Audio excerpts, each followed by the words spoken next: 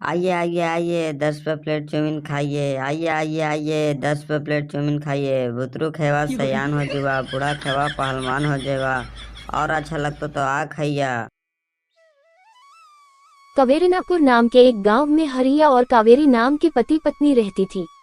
उसका बेटी रिंकू शहर में पढ़ाई करती थी, लेकिन रिंकू के पिताजी हरिया एक गरीब किसान था, जो सही समय पर रिंकू के पढ़ाई और रूम रेंट के पैसा नहीं भेजा करता था। अब मैं क्या करूं?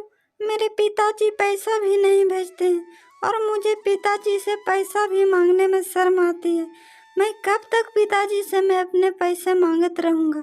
मुझे कुछ करना होगा, नहीं तो पिताजी के ऊपर कब तक मैं बोझ बना रहूंगी। मुझे कैसे करके मुझे पैसा रूम रेंट वाले को देना होगा। तभी रिंकू के रूम में पैसा लेने के लिए रूम रेंट वाले मालिक आता है और कहता है, सुनो रिंकू, मकान का किराया लग गया है, पैसा लाओ। 2 महीना के हो गया है, तबरी महीना के भी नहीं दिया था, अबरी इस महीना भी लग गया है, 2 महीना के हो गया है, पैसा लाओ। नहीं देवीलाल सर चाचा, अभी पैसा पिताजी नहीं भेजे हैं, अगले महीना में भेजेंगे तो मैं आपको एक ही बार 3 महीना के पैसा दे दूंगा देवीलाल सर चाचा। 1 महीना और रुक जाइए। नहीं नहीं नहीं, मेरे रूम से निकल जाओ रिंकू। तुम्हारे जैसे बहुत बच्चे आते हैं हमारे रूम लेने के लिए, और तुम 1 महीना 2 महीना, ये तीसरा महीना हो जाएगा लेकिन पैसा नहीं दे रहे हो रिंकू। तुम्हारे जैसे बहुत बच्चे आते हैं, निकल जाओ मेरे रूम से। ऐसा मत करिए देवीलाल सर चाचा, मैं आपको अगले महीना में एक ही बार 3 महीना के दे दूंगा देवीलाल सर चाचा। मुझे रूम से बाहर मत निकालिए देवीलाल सर चाचा, प्लीज़ देवीलाल सर चाचा, मैं आपकी बेटी के समान के हूँ देवीलाल सर चाचा, ऐसा मत करिए। ठीक है, तुम्हें मैं 1 महीना के समय देता हूँ। 1 महीना के अंदर मेरे 3 महीने के पैसे नहीं देते हो तो मैं तुम्हें अपने रूम से घसीट के मैं तुम्हें बाहर कर दूंगा। मैं कह के जा रहा हूँ मैं। तब रिंकू सोचने लगते हैं देवीलाल सेठ के पैसा देने के लिए। तब रिंकू को कुछ समझ में नहीं आता है। तब रिंकू रूम से बाहर निकलकर रोड की तरफ चले जाते हैं और रोड पर पहुंच के देखता है कि एक ठेला वाले भाई ठेला की दुकान खोले रहता है। तब रिंकू ठेला वाले के पास जाता है। क्या भाई साहब इस दुकान में काम मिल जाएगा? मुझे काम करना है भाई साहब, मुझे पैसा का बहुत ज़रूरी है, क्या इस दुकान में काम मिलेगा? नहीं नहीं, आपको काम नहीं मिलेगा। मैं पहले से एक व्यक्ति को रख ले हैं, वो एक काम पे लगा हुआ है, मैं आपको नहीं रख सकता हूँ। तभी ठेला के पास एक लड़की आती है और रिंकू से कहती है, क्या बहन जी इधर रूम मिल जाएगा किराया पर? मुझे रूम लेके रहना है। हाँ हाँ हाँ, आपको मिल जाएगा रूम किराए पर, लेकिन आप रहते हो कहाँ इधर? मैं इधर कहूँ नहीं रहती हूँ बहन जी, मैं रोज़ कमाती हूँ और रोज़ खाती हूँ, मेरा कोई परिवार नहीं है। मैं रूम लेकर मैं कहूँ गुजारा करके मैं कमाती हूँ और मैं खाती हूँ। इतना कहने के बाद वे लड़की वहाँ से चले जाते हैं। तब रिंकू मन में सोचने लगती है, ये लड़की के कोई परिवार नहीं है और रोज कमाती है और रोज खाती है। मैं एक काम करती हूँ, इस लड़की को मैं अपने साथ रख लेती हूँ, जिससे मुझे रूम रेंट देने में आसान हो जाएगी। 800 रुपया मैं दे दूंगी, 800 रुपये ये लड़की दे देंगे। तब रिंकू वह लड़की के पीछा करने लगते हैं और रुकने के लिए बोलने लगते हैं, सुनिए सुनिए ना बहन, सुनिए ना बहन। तब वे लड़की पीछे मुड़कर देखता और रुकता। कौन सी काम थी बहन जी, अब मुझे क्यों बुला रही थी? मैं कह रही थी बहन जी, यदि आप इधर रूम खोजने के लिए आए हो, यदि आप अकेले रहिएगा तो आपको 1600 रुपया लगेगा। 1600 रुपया लगे या 2000 रुपया लगे बहन जी, मुझे कैसे तो रहनी होगी ना। वही तो मैं कह रहा हूँ, 1600 रुपया लगेगा रूम रेंट के लिए, लेकिन आपको एतराज ना हो, मैं भी यहाँ पढ़ाई करती हूँ रूम लेकर, जो 1600 रुपया रूम रेंट देते हैं। यदि आपको मेरे साथ रह जाते हो तो 800 रुपया आप दे दीजिएगा और 800 रुपया मैं दे दूँगी। आप सही कह रहे हो बहन जी, आज से हम दोनों सहेली बन जाते हैं और साथ में रहेंगे दोनों। तब रिंकू और पूनम दोनों सहेली बन जाती है और खुशी खुशी से रहने लगते हैं। तब पूनम रिंकू से सवाल पूछता है, रिंकू बहन, आपके पिताजी क्या काम करते हैं?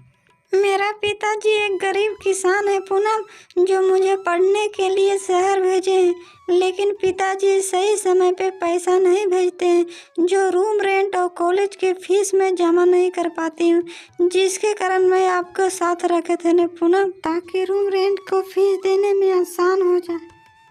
तो हम लोगों को कुछ करना होगा रिंकू। आपके भी पिताजी पैसा नहीं भेजते हैं और मेरा इस दुनिया संसार में कोई है ही नहीं है, तो हम लोग कमाएंगे नहीं तो खाएंगे कहाँ से। तो हम लोगों को कोई काम ढूंढना होगा। हम लोग को काम तो ढूंढना होगा पूनम, लेकिन कौन सा काम ढूंढे, कुछ तो समझ में नहीं आ रहा है। कुछ सोचने की कोशिश करते हैं। तब पूनम खाने में चाउमीन बनाने लगते हैं।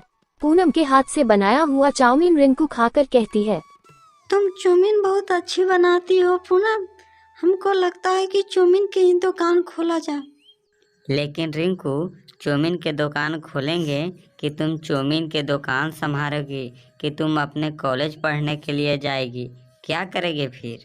तुम टेंशन क्यों ले रहे हो पूनम, ठेला शाम को लगाया जाता है, तो जब मैं कॉलेज से पढ़ के आऊँगी तो शाम के मैं ठेला लगा दूँगी और आपका मैं सहारा कर दूँगी। तब रिंकू पूनम मिलकर शाम के समय चाउमीन के ठेला लगाते हैं। आइए आइए 10 रुपये प्लेट चाउमीन ले लीजिए, आइए आइए 10 रुपये प्लेट चाउमीन ले लीजिए, अपने खाइए, अपने बीवी बच्चों के खिलाइए, बीवी बच्चों नहीं खाता तो ठूस के खिलाइए, आइए आइए 10 रुपये प्लेट चाउमीन ले लीजिए। तब चाउमीन खाने के लिए ठेला पर एक एक कर आदमी आने लगता है और रिंकू पूनम की चाउमीन की बिक्री अच्छा होने लगता है। रिंकू पूनम के ठेले पर बहुत सारे लोग आ जाते हैं और चाउमीन का स्वाद लेने लगता है। उनका चाउमीन सारा बिकने लगता है और सारा के सारा चाउमीन बिक जाता है। रूम पर पहुंचकर रिंकू और पूनम पैसा गिनने लगते हैं, तो उसकी चाउमीन की बिक्री बहुत अच्छा हुआ था, जिसके कारण पैसा भी आज बहुत अच्छा कमाया था। आज की कमाई बहुत अच्छा हुआ रिंकू, इसी तरह हम लोग की कमाई होते रहेगा तो हम लोग फिर पैसा वाले हो जाएंगे। लो कल पैसा कॉलेज वाले फीस अपना भर देना और रूम रेंट के किराया फिर कल पैसा ये दे देना। पूनम बहन, आप मेरे लिए कितने सोचते हो, जो एक दिन की कमाई में रूम रेंट वाले को देने के लिए भी कह रहे हो और कॉलेज का फीस भी भरने के लिए कह रहे हो। आप मेरे लिए तो भगवान हो पूनम बहन। है रिंकू बहन, आप बहुत चिंतित रहते हो, आपको मदद मैं नहीं करूँगी और आप मदद मुझे नहीं करेंगे, ऐसा सहेली रहने के क्या फायदा जब मदद नहीं करेंगे। तब कल होकर रिंकू अपने कॉलेज का फीस ऑफिस में जमा कर देते हैं और रूम रेंट वाले देवीलाल को भी दे देता है। एक महीना लगातार रिंकू पूनम मिलकर चाउमीन के ठेला लगाता है। आइए आइए आइए 10 रुपये प्लेट चाउमीन खाइए, आइए आइए आइए 10 रुपये प्लेट चाउमीन खाइए, बुतरू खेवा सयान हो जाएगा, बूढ़ा खेवा पहलवान हो जाएगा, और अच्छा लगता तो आ खाइया। पूनम को चिल्लाने के बाद भी उसके दुकान पर चाउमीन खाने कोई नहीं आया। कुछ देर के बाद उसके दुकान पर सिर्फ एक आदमी चाउमीन खा रहा होता। इस तरह रिंकू पूनम की चाउमीन की बिक्री बहुत कम होने लगा था। अब क्या करेंगे रिंकू बहन, अब हम लोग का बिक्री बहुत कम होने लगा है। अब हम लोग को लगता है कि कोई दूसरा काम करना होगा, इससे हम लोगों का पेट नहीं भरेगा। हाँ पूनम, अब हम लोगों को दूसरा काम करना होगा। अब हम लोगों का बिक्री धीरे धीरे कम हो रहा है, अब इससे हम लोगों का पेट नहीं भरेगा। हम लोग रूम रेंट का किराया कैसे फिर भरेंगे? अब ये काम हम लोग से नहीं होगा, कुछ दूसरा आइडिया सोचना पड़ेगा हम लोगों को। लेकिन दूसरा काम और हम लोग क्या कर सकते हैं रिंकू, चाउमीन दुकान के अलावे? अब हम लोग का दूसरा आइडिया समझ में नहीं आ रहा है कि दूसरा आइडिया कौन सा काम करेगा। हाँ, आगे आइडिया पूनम, जब हम कॉलेज पढ़ने के लिए जाते हैं ना, तो बिजली गली के कुछ औरत लोग मुझे कह रहे थे कि हमारे बच्चे के पढ़ाइएगा रिंकू, तो मुझे लगता है कि मैं बच्ची को पढ़ाना शुरू कर दे। ऐसा बात है रिंकू, तो तुम बच्चों को पढ़ाना शुरू कर दो। बच्चों को फिर पढ़ाना गलत बात नहीं है, और मैं शाम के चाउमीन के दुकान खोल दूंगा। तो ठीक है पूनम, तुम शाम को चाउमीन की दुकान खोल देना और मैं बच्चों को पढ़ा दूंगा। तब रिंकू बच्चों को पढ़ाना शुरू कर देते हैं और पूनम शाम के समय चाउमीन के ठेला लगाते थे और जो भी दोनों कमा के रूम पर आते और दोनों मिलकर पैसा गिनते थे। देखो पूनम, कुछ बच्चों से मैं पैसा कमा ले रहा हूँ और चाउमीन की दुकान भी अभी ठीक चल रहा है। ऐसे चलते रहेगा तो फिर पैसा की दिक्कत हम लोगों को नहीं होगा पूनम। हाँ रिंकू बहन, ऐसे हम लोगों का रोजगार चलते रहेगा तो पैसा के फिर दिक्कत नहीं होगा रिंकू बहन। एक दिन रिंकू बच्चों को स्कूल में पढ़ा रही होती है। तब रूम पर पूनम को तेज बुखार आ जाती है और बुखार के कारण पूनम बेड पर सोया रहती है और रिंकू को नहीं पता होता है और बच्चों को पढ़ा रही होती है। तब रिंकू रूम पर जाती है और देखती है तब पूनम तेज बुखार से तड़प रही थी। तुम्हें क्या हुआ पूनम? तुम्हें इतना कस के बुखार कैसे आया पूनम? तुम मुझे क्यों नहीं बताया था पूनम कि मुझे कस के बुखार लगा हुआ है? तेज बुखार के कारण पूनम कुछ नहीं बोल पाती है और पूनम इस दुनिया को छोड़कर चली जाती है। तब रिंकू दिन भर रूम में पूनम की याद में खोए रहती है और पूनम की याद करती रहती है और बच्चों को पढ़ाने के लिए भी नहीं जाती है। तब चुड़ैल के रूप में पूनम प्रकट होती है और कहती है, डरो मत रिंकू, मैं तुम्हारा सहेली पूनम हूँ। तुम बच्चों को क्यों नहीं पढ़ाने के लिए जा रहे हो रिंकू? तुम दिन भर चिंतित क्यों रहती हो?